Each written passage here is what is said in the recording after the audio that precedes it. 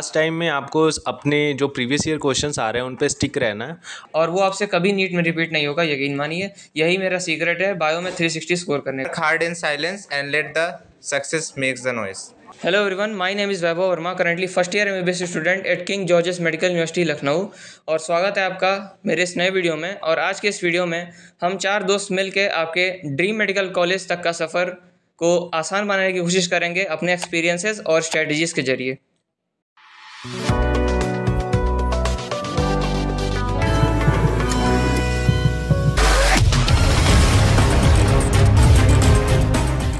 तो सबसे पहले हम लोग अपना ब्रीफ इंट्रोडक्शन दे देते हैं।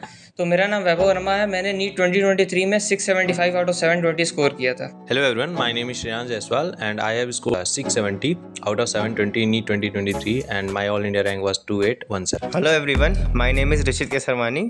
I scored 678 marks out of 720. My all India rank was 1808. Hello everyone, my name is Adit Singh and I scored 665 in the NEET and my NEET rank was 3813.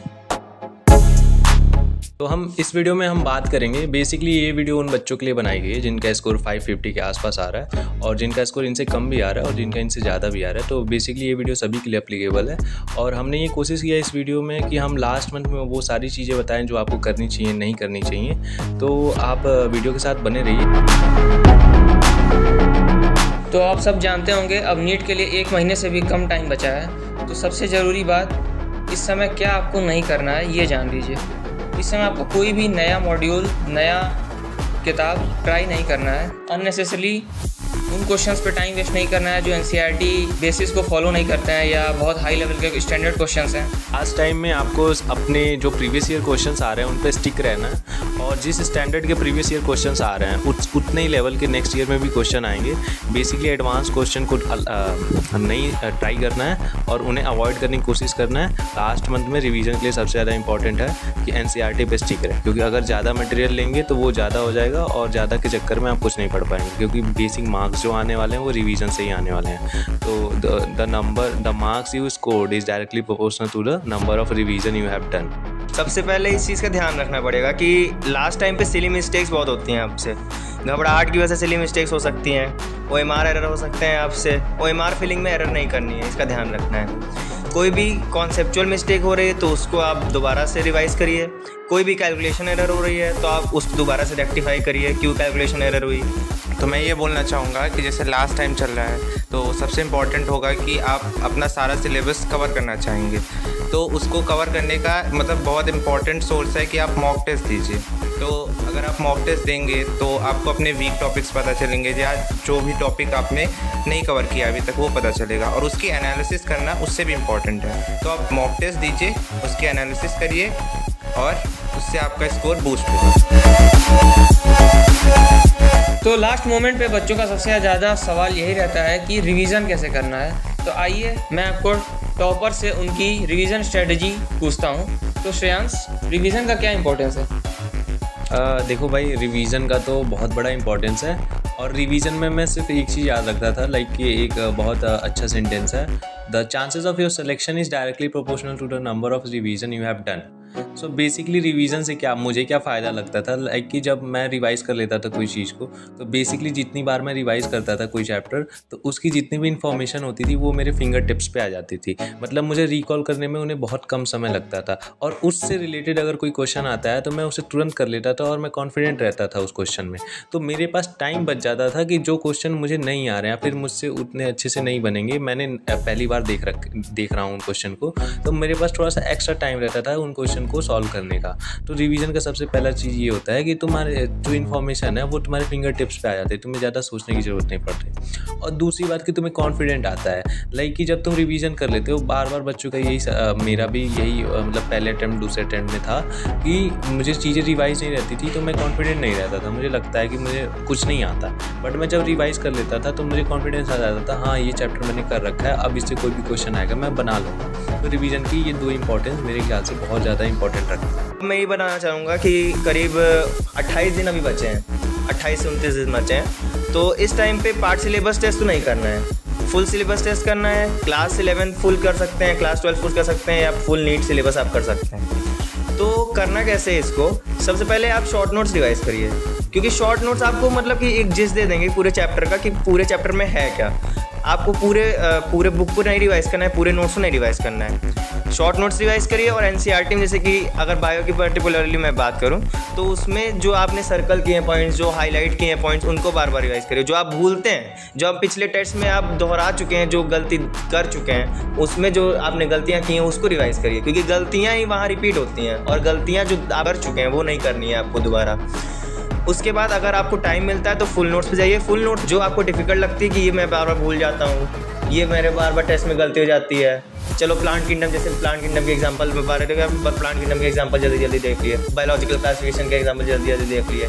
तो last जैसे 1 महीने का लगभग का time बचा है, तो इस टाइम पे लगभग एक मॉक टेस्ट तो आपको देना है। और मॉक टेस्ट देना इंपॉर्टेंट है, लेकिन उससे भी ज़्यादा इंपॉर्टेंट है उसको एनालाइज करना, क्योंकि अगर आप उसके एनालिसिस नहीं करते हैं तो आपको पता ही नहीं चलेगा कि आपको कौन सा टॉपिक वीक है, आपको कहाँ वर्क करना है। तो सबसे पहले क्या करना है कि आपको टेस्ट देना है, OMR के साथ टेस्ट देना है। फिर उसके बाद उस टेस्ट के दौरान आप जो क्वेश्चन अटेम्प्ट कर रहे हैं, तो जैसे कोई भी क्वेश्चन अटेम्प्ट कर रहे हैं तो लगा कि इस क्वेश्चन में थोड़ा डाउट है, मेरा थोड़ा कॉन्सेप्ट वीक है यहाँ पे, तो उस क्वेश्चन को भी उस टाइम सर्कल कर लीजिए अपने क्वेश्चन पेपर में। और जब आप एनालिसिस कर रहे हैं, अपने आंसर शीट को चेक किए, तो जितने भी क्वेश्चन गलत हुए हैं और जो भी सारे क्वेश्चन डाउट में थे, वो सारे क्वेश्चन से रिलेटेड आप टॉपिक्स जाके एनसीईआरटी से पढ़िए या फिर नोट से पढ़िए, तो आपके सारे वीक टॉपिक्स ऐसे करके भी कवर हो सकते हैं। तो एनालिसिस बहुत इंपॉर्टेंट है लास्ट टाइम में। तो रिवीजन का ये भी एक बहुत ही बेस्ट सॉल्यूशन है कि आप अच्छे से मॉक टेस्ट दीजिए और उसको अच्छे से एनालाइज करिए। अब जैसा कि नीट के लिए बहुत कम टाइम बचा है, तो सबसे ज़रूरी बात ये है कि आपका हर दिन बहुत ही ज़्यादा इफ़िशियंसी से बीतना चाहिए और एकदम 100% प्रोडक्टिव होना चाहिए। इसके लिए आपको टू डू लिस्ट फॉलो करना चाहिए, टाइम टेबल को फॉलो करना। तुम्हारे पास सिर्फ 1 महीने बचे हुए हैं, तो तुम्हारे पास सिर्फ पढ़ाई करने के अलावा और कुछ तो है नहीं। Like eat, sleep, repeat and study, this is the thing that you have to do in the last 1 month. ठीक है, तो सबसे पहले तुम डिसाइड कर लो, देखो 6 to 7 आवर्स ऑफ स्लीप तुम्हें लेनी ही लेनी है डेली। ठीक है, बाकी जितना टाइम है तुम्हें स्टडी को डिवोट करना है। ठीक है, जो भी टाइम हो। तो उसमें क्या है कि देखो सबसे पहले हमें मान लो, अगर जैसे कि हमने पहले बताया तुम्हें 1 मॉक टेस्ट देना है डेली। ठीक है, और उसकी एनालिसिस करनी है, तो 3 घंटे मॉक टेस्ट दोगे और 2 घंटे एनालिसिस करोगे, तो तुम्हारे 5 घंटे इसमें चले गए। तो अगर तुम उसके बाद तुम्हें 7 से 8 घंटे स्टडी करनी है, लाइक कि तुम्हें क्या कौन से क्वेश्चन गलत रह गए उनके बारे में। ठीक है, और कौन से मतलब चैप्टर तुम्हें अभी पढ़ने हैं, तो हम चैप्टर वाइज बात करेंगे कि किस चैप्टर को कितना मतलब किस सब्जेक्ट को कितना टाइम दें और कैसे हैंडल। सबसे पहले बात करते हैं बायोलॉजी पे, और इस पे मैं थोड़ा कॉन्फिडेंट हूँ क्योंकि मैंने बायो में 360 आउट ऑफ 360 स्कोर किया था। अब लास्ट मोमेंट पे अब जितना आपने पढ़ा है सबको पॉज करिए। अब हर वीक में पर डे का, मतलब एक वीक का पूरा शेड्यूल बनाना है, उसमें पर डे का बनाना है आपको, किस दिन कौन सा चैप्टर आपको कंप्लीट करना है एनसीईआरटी रीड करके। और इस समय क्वेश्चन प्रैक्टिस आप कम कर सकते हैं, क्योंकि अब आपको क्या करना है, रिवीजन का सिर्फ एक तरीका है, मॉक टेस्ट दीजिए ज़्यादा से ज़्यादा। और जैसे एक किसी पर्टिकुलर कोचिंग में होंगे उसका मॉक टेस्ट दे रहे होंगे, और आप PDF ले सकते हैं टेलीग्राम वगैरह से, बाकी इंस्टीट्यूट्स का आप मॉक टेस्ट दे सकते हैं, स्पेशली बायो। और बायो में जो भी क्वेश्चन आपसे गलत हो रहे हैं उसे बस आपको एक काम करना है, एनसीईआरटी में जाके पूछना है वो कहाँ दिया है, उसे हाईलाइट करना है, ताकि दूसरी बार जब आप खोलें वो पेज तो आपको पता चल जाए आपने इस मॉक टेस्ट में ये गलती की थी, और वो आपसे कभी नीट में रिपीट नहीं होगा, यकीन मानिए। यही मेरा सीक्रेट है बायो में 360 स्कोर करने। तो फिज़िक्स में आपके पास शॉर्ट नोट्स पहले से प्रिपेयर होंगे, वो जो फॉर्मूला शीट्स हैं आपके पास उसको बार बार रिवाइज करना है। टेस्ट के पहले जब भी आप टेस्ट देने जा रहे हैं उसके पहले आप फॉर्मूला शीट्स रिवाइज करिए, जितने ही फॉर्मूला आपको याद होने चाहिए, क्योंकि नीट में टाइम बहुत कम होता है। आपको हर क्वेश्चन के लिए 1 मिनट से भी कम टाइम मिलता है। 1 मिनट से भी कम क्यों? क्योंकि इन्विजिलेटर्स वगैरह आते हैं साइन करने के लिए, आपको मालूम ही है। तो 1 मिनट से भी कम टाइम मिल रहा है तो आपको तुरंत फॉर्मूला क्लिक करना चाहिए, फॉर्मूला में सब पुटअप करनी है वैल्यूज़, फिर उसके बाद आंसर निकालना है। और आजकल फिजिक्स में कुछ स्टेटमेंट वाइज क्वेश्चंस और कुछ थ्योरेटिकल क्वेश्चंस भी आते हैं, तो थ्योरेटिकल क्वेश्चंस के लिए एनसीईआरटी फिजिक्स में पढ़ने की ज़रूरत नहीं है, लेकिन आपने जो नोट्स बनाए हैं वो भी वही कॉन्सेप्चुअल बेस्ड क्वेश्चंस ही आते हैं जो थ्योरेटिकल होते हैं, वो आप कर सकते हैं। थोड़ी बहुत जो एनसीईआरटी के पीछे दिए हैं अगर वो हो सके तो कर सकते हैं, नहीं तो कोई बात नहीं। देखो यार, फिजिकल केमिस्ट्री लाइक फिजिक्स की तरह ही रिवाइज किया था, क्योंकि फिजिकल केमिस्ट्री पूरी फार्मूला बेस्ड है, एक्सेप्ट लाइक कुछ फैक्ट्स होते हैं हर एक चैप्टर में, लाइक सॉलिड स्टेट में थोड़ा सा इन्फॉर्मेशन बेस्ड चैप्टर था। तो हाँ, मेरे पास शॉर्ट नोट्स प्रिपेयर थे फिजिकल केमिस्ट्री के, तो मैं शॉर्ट नोट्स को मतलब उन पे जो फार्मूला लिखे हुए थे उन्हें बार बार रटने की कोशिश करता था, ठीक है। और जब कभी इन्फॉर्मेशन बेस्ड क्वेश्चन गलत होते थे, लाइक कि सॉलिड स्टेट के, ठीक है, सॉल्यूशन के आखिरी में कुछ चैप्टर्स दे रखे हैं केमिकल काइनेटिक्स वगैरह के और सरफेस केमिस्ट्री के स्पेसिफिक, तो मैं उन्हें जाके मतलब एक बार देखता था, ठीक है। बाकी तो मैं मतलब फिजिकल केमिस्ट्री के लिए सिर्फ फार्मूलाज को रटता था, क्योंकि फार्मूला बेस्ड ही क्वेश्चन आते हैं, और क्वेश्चन सॉल्व करने की कोशिश करता था।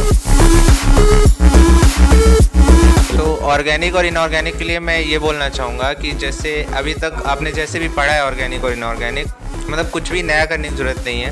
आप टेस्ट दे रहे हैं, आपके ऑर्गेनिक के क्वेश्चंस मान लीजिए गलत हो रहे हैं, इनऑर्गेनिक के गलत हो रहे हैं, तो आपको करना क्या है कि जैसे आपने जहाँ से भी पढ़ा है वहाँ दोबारा से जाना है और उसको ध्यान से वहाँ हाईलाइट करना है, उसको मार्क करना है कि ये गलती हुई है मुझसे। ऑर्गेनिक के केस में आपने जहाँ से भी पढ़ा है उसे जाके रिवाइज़ करिए दोबारा, और बार बार रिवाइज़ करिए, तभी ऑर्गेनिक अच्छा होगा। और इनऑर्गेनिक के केस में भी वही है, आपको क्या करना है कि जैसे आपने क्वेश्चन अटेम्प्ट किए, उसमें तो इनऑर्गेनिक में जितने ज़्यादा क्वेश्चन लगाएंगे उतने ज़्यादा आपको इनऑर्गेनिक वाला पार्ट याद होता है। जैसे आप जितने ज़्यादा क्वेश्चंस लगाएंगे इनऑर्गेनिक में उतना सही रहेगा। मतलब आप जैसे इनऑर्गेनिक के क्वेश्चंस लगा रहे हैं, आपके गलत हो रहे हैं, आप NCERT में जाइए, जहाँ से भी क्वेश्चन आया वहाँ रीड करिए, वो पैराग्राफ्स रीड करिए, वो टॉपिक रीड करिए, तो आपको ऐसे क्वेश्चन अटेम्प्ट करते जाएंगे, गलती करेंगे इनऑर्गेनिक में और उससे सीखते जाएंगे, और जितने ज़्यादा गलती करते जाएंगे इनऑर्गेनिक में उतने ज़्यादा आपको याद होता जाएगा। तो इनऑर्गेनिक में ये क्वेश्चन लगाते जाइए और उस टॉपिक को रीड करते जाइए।